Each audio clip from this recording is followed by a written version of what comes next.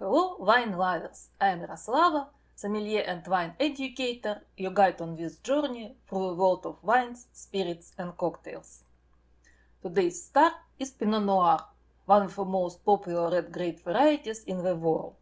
Pinot Noir is a delicate and finicky grape, requiring special care and attention from winemakers. However, the effort pays off 100-fold as it produces remarkable wines. Pinot Noir is also unique in what it can yield red, white, or even rosé wine with equal distinction. Pinot Noir's homeland is Burgundy, and the two names are inextricably linked. However, let's not begin with Burgundy, but with Champagne, because it's always delightful to start with Champagne. Also, Champagne is where Pinot Noir was first transformed into white wine, and it's still the region where this transformation occurs most frequently. So, Champagne. Any champagne wine is classified as a white wine. Even the rosé, which is made from at least 80% white wine, mixed with a small amount of red wine. At the same time, of three main grape varieties used in champagne production, two, Pinot Noir and Pinot Meunier, are red. Together, they account more than a half of grape used. Of those, Pinot Noir takes the leading role. When you are enjoying white champagne labeled as Blanc de Noir, Bollinger, for instance, is known for its preference for Pinot Noir. When your glass contains purely Pinot Noir, or a blend of Pinot Noir with some Pinot Meunier. When you are drinking more typical champagne blend, it contains Pinot Noir alongside Chardonnay. Only champagnes labeled Blanc de Blanc are made exclusively from Chardonnay. By the way, if you would like to learn more about champagne, check out my video series. The link is in the first comment. So, how is red Pinot Noir transformed into white wine? Although I discuss this process in my champagne videos, it is worth briefly refreshing it here. This technique was developed specifically for Pinot Noir and is now used for all world's white wine made from red grapes. Still, most of such wines are made from Pinot Noir. The pioneer in this approach was Benedictine monk Dom Perignon, who lived in Champagne in the 17th century. Tirelessly working in the cultural field, Dom Perignon one day decided it is too boring to continue only making white wine from white grapes and red wine from red grapes, as had been done for centuries. Traditionally, two slightly different methods have been used for wine production, one for white wine and another for red wine. The basic method for white wine. Grapes are harvested, crushed, and juice is immediately separated from the skins and seeds. Yeast is added to the juice, and during fermentation, the yeast converts sugar into alcohol. The result is clear white wine, free of tannins and color. For red wine, the process differs. Grapes are harvested, crushed, and fermented with their skins and seeds.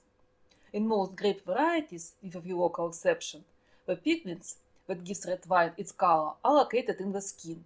During fermentation, these pigments are extracted from the skins into the juice. Only after fermentation, the liquid is separated from the skins and seeds, resulting in colored red wine. So, if the skins are removed during the processing of red grapes, and the grapes are treated using the white wine method, the result will be white wine. This is exactly what Dom Perignon did, and what has resulted in our glass of Blanc de Noir champagne.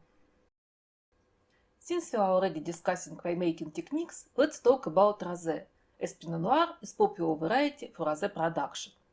To make rosé, the winemaker needs to extract only a small amount of pigment from the grape skins. The fermentation process starts similarly to red wine, with the skins present. However, this contact lasts only a few hours, anywhere from a couple of hours to a couple of days, depending on how deep the color is desired and which grape variety is being used. After this brief period, the winemaker presses the mast, the grape juices and skins, and continues fermentation if making white wine. This is the typical method for still rosé production, and the only one allowed in EU. For sparkling rosés, including rosé champagne, a different approach is often used. A small amount of red wine is added to white wine to achieve the desired color.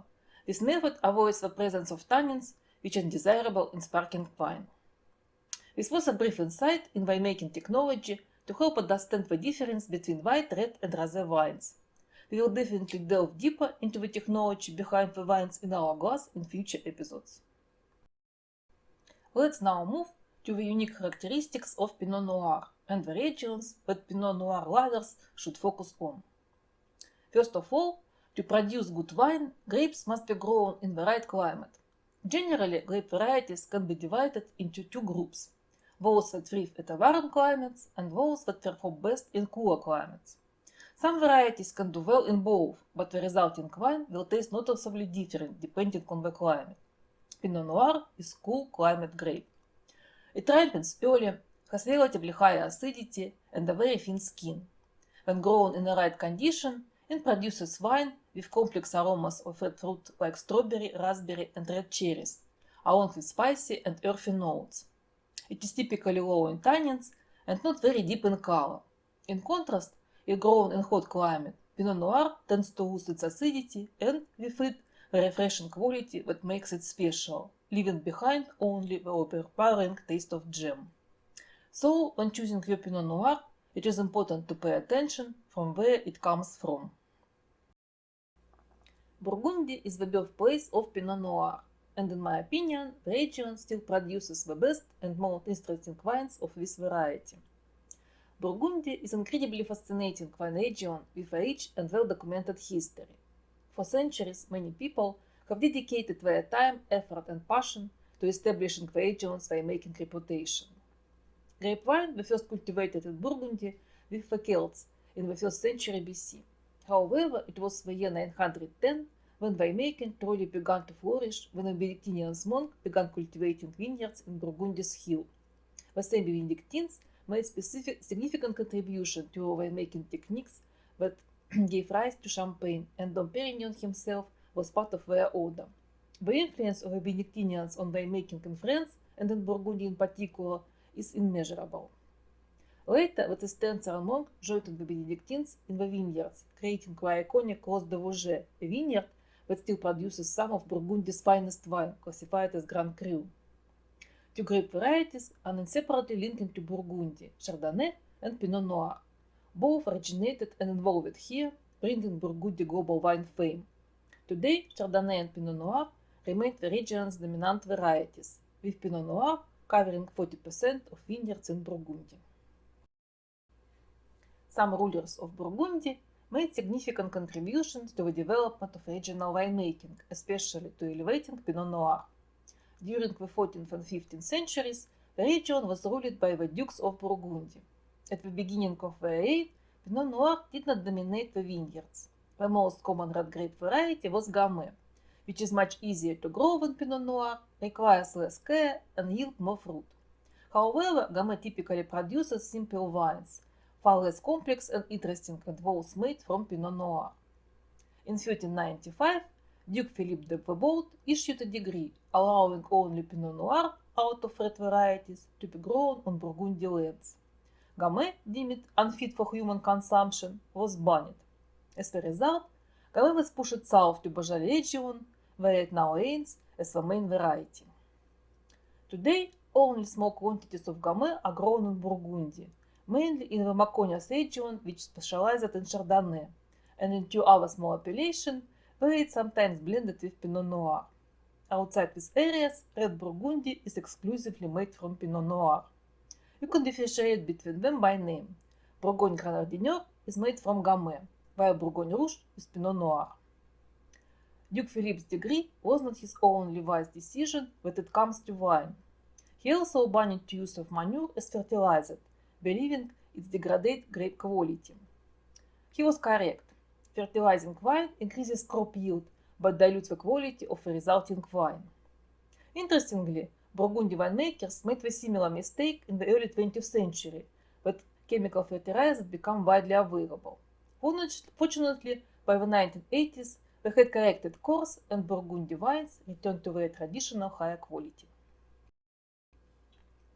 Take a look at the wine map of Burgundy. The region stretches from the north to south and is divided in 4 sub-regions: Chablis, Côte d'Or, comprising Côte de Nuits and Côte de Beaune, Côte Chalonnaise, and Maconias. Pinot Noir thrives in 2 central regions. Côte d'Or especially produces the best and most expensive Pinot Noir. In Côte de Nuits, 90% of the vineyards are planted with Pinot Noir.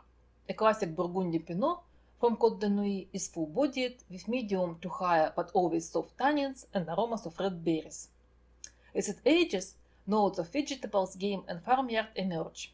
Pinot Noir is notoriously difficult to age. It requires a unique climate to produce wine that is both full-bodied and retains the high acidity necessary for successful aging. Very few regions in the world can provide such conditions. Consequently, most wine-producing regions that expel the Pinot Noir focus on relatively young wines, while Burgundy stands out for its ability to age Pinot Noir successfully. Those accustomed to the taste of young Pinot, like those from New Zealand for example, might find the taste of aged Pinot unusual, but it's worth trying. It is a different experience and a very good one. Côte de Beaune produces similar wine but generally lighter. Côte Chalonnaise, while a lighter and simpler version of Côte d'Or, offers more affordable prices. In 1855, all Burgundy vineyards were classified into different levels of quality. The best vineyards were awarded the title of Grand Cru, making up only 1% of Asian wines, following by Premier Cru 11% and then Villages 23%. Due to the unique organization of winemaking in Burgundy, which I will explain shortly, the quality of some Villages wines can sometimes surpass of a Premier Cru. However, Grand Cru is an exception, consistently representing the finest quality, but a higher price. The key villages of the Côte de Nuits to pay attention are Gevet-Chambertin, Vougeot, Von Romani, Nuits-Saint-Georges. Keep those names in mind when you are seeking the most interesting Burgundy wines.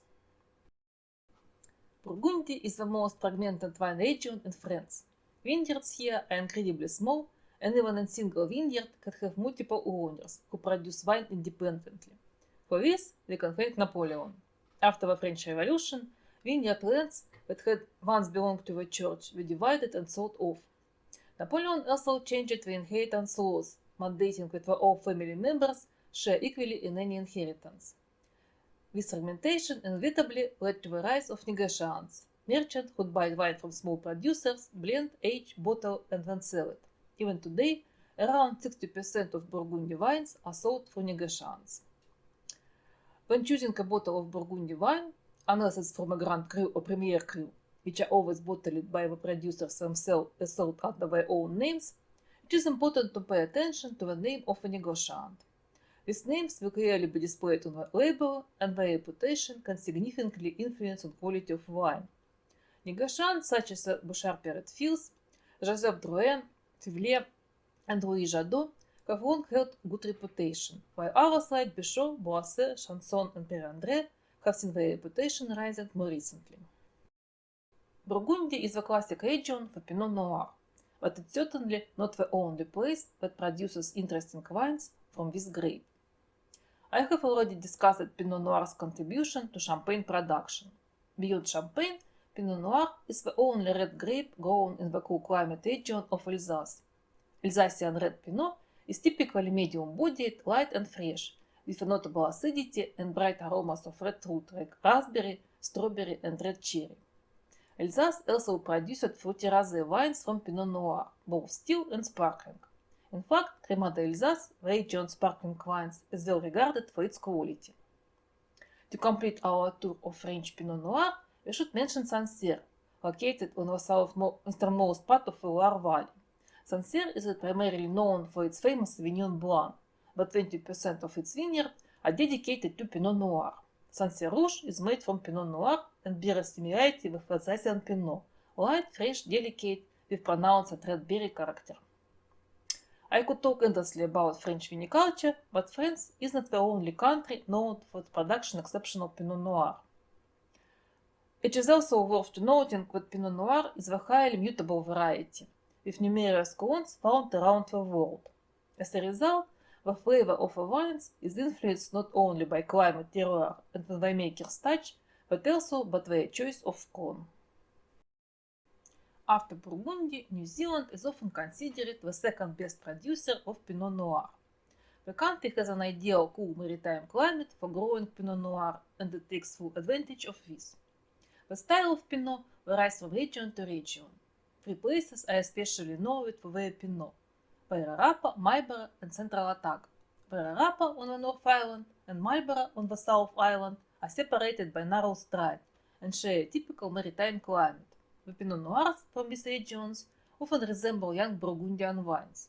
In Pere Rapa, you should particularly pay attention to sub-region of Martinborough, which has gained significant acclaim for its Pinot in recent years. Central Otago on the South Island is unique in New Zealand for having a continental climate. Pinot Noir from Central Otago tends to be full-bodied with alcohol content of 13–14%, and it's known for its concentrated red fruity aroma. New Zealand also produces excellent sparkling wines made in traditional method from Pinot Noir, Chardonnay, or a blend of the two. Additionally, the country offers many delightful rosé from Pinot Noir. Australia at first glance seems too hot for a delicate grape like Pinot Noir, but upon closer look, the country is more diverse than it appears, with several cool climate regions ideal for growing Pinot. In the 1970s, new Pinot Noir clones from Burgundy were introduced to Australia, marking the beginning of new era in Australian winemaking. There are 4 key regions to know: Yarra Valley, Mornington Peninsula, Tasmania, and Adelaide Hills. The best Pinot Noir from Yarra Valley is known for its soft, silky texture in the Old World style, with fresh acidity, earthy tones, cherry spice, and soft vanilla. Yarra Valley is also recognized for its classic sparkling wines, often made from Pinot Noir or blends with Chardonnay. In fact, the famous champagne house Moët Chandon has an estate in Yarra Valley. In Mornington Peninsula, most wineries are small, which leads to a wider variety of style and flavors. However, this also tends to make wines from this region more expensive. Tasmania's climate is similar to that of New Zealand's Marlborough and Martinborough regions. However, it's less predictable, meaning the taste of wine can vary dramatically from vintage to vintage. Due to the cooler climate, Tasmania's Pinot Noir is especially well suited for sparkling wine production, so it's worth exploring sparkling wines from this region. Pinot Noir from Adelaide Hills tends to be simpler and less refined than the wines from Tasmania and Yarra Valley, but the prices are more affordable, making them good options for value seekers. In the USA, Oregon is famous for its Pinot Noir, with many wineries striving to replicate the Burgundian style. However, the state's unpredictable climate, sometimes too hot in the summer or too rainy in the fall, causes significant year-to-year variation in wine quality. California produces a large amount of Pinot Noir, but because of state's typically warm climate, many of its wines can be overly jammy and lack complexity. If you are looking for Californian Pinot Noir, focus on cool regions like Sonoma County, where Russian River Valley gardeners specialize in Pinot Noir. Chile also makes some impressive Pinot Noir in its cooler southern regions, such as Etata and Bia. South Africa is another rising player producing quality Pinot Noir in cool climate areas like Walker Bay and Elgin. Switzerland and Austria craft good Burgundian-style Pinot Noir, for these countries don't export much. If you happen to come across their wines, they are certainly worth trying. In recent years, England has gained attention for producing excellent sparkling wines using the same varieties and methods as Champagne. This means you will find sparkling wines made from Pinot Noir that are well worth trying. So, choose Pinot Noir which is most suitable for you at the current moment and enjoy. Today I have Pinot Noir from Mendoza, Argentina. Actually, I love good red Burgundy. I think it is my favorite red wine. However, it's always nice to try something new, so Argentina. Of course, the main Argentinian feature is Malbec, but highland vineyards of Mendoza also grow Pinot Noir. Let's try. Pampa Estate 2021.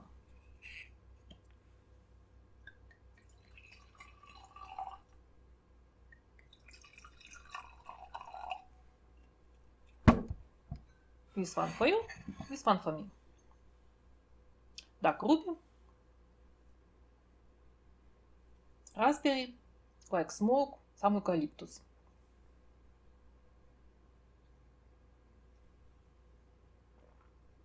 Medium bodied, gentle silky, very dry, refreshing.